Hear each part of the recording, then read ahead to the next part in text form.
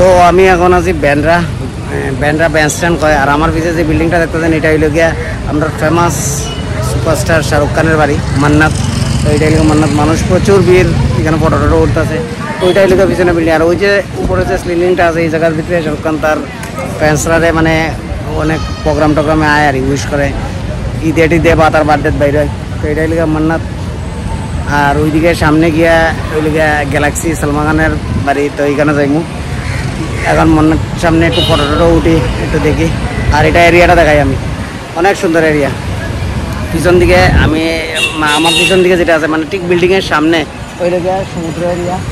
এটা লেগে সমুদ্র, আর সমুদ্রের ঠান্ডা ঠান্ডা বাতাসায় খুব মজা লাগে, এরিয়াটাও ঠান্ডা। আর সমুদ্রের ঠিক সামনে এই এরিয়াটা, এর লিগে এত দামি এরিয়া মনে হয়। সব বড় বড় মানুষ এদিকে স্টাররাই বেশিরভাগ থাকে। তো এইটাই লিগে মান্নাত, ভালো দিকে দেখাই আমি। তো এইটা হইল গিয়া মান্নাতের বিল্ডিংটা।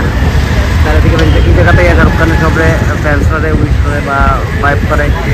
আর এইদিকে এইটা হইল গিয়া পুরো বিল্ডিংয়ের সামনেটা, সবাই মানুষ এই মান্নাত লেখার সামনে গিয়া ইয়ে ওঠে। বিল্ডিংটা কিন্তু অনেক পুরনো, বাংলাটাও কিন্তু অনেক পুরনো। শাহরুখ খানে তো কিনতে অনেক পুরানা। এটার সামনে দিকে গিয়ে মানুষ প্রচুর ফ্যান্স আর এসব। এদিকে হইল গিয়া সমুদ্র এরিয়া, ব্যান্ড্রার সমুদ্র সাইড, লেক ইয়ে সাইড সমুদ্রের সাইড। আর সমুদ্রের সাইডের ঠিক সামনেই এদিকে হইলে গিয়া শাহরুখ খান সালমান খান তার বাসা, এটা হলো শাহরুখ খানের বাসা।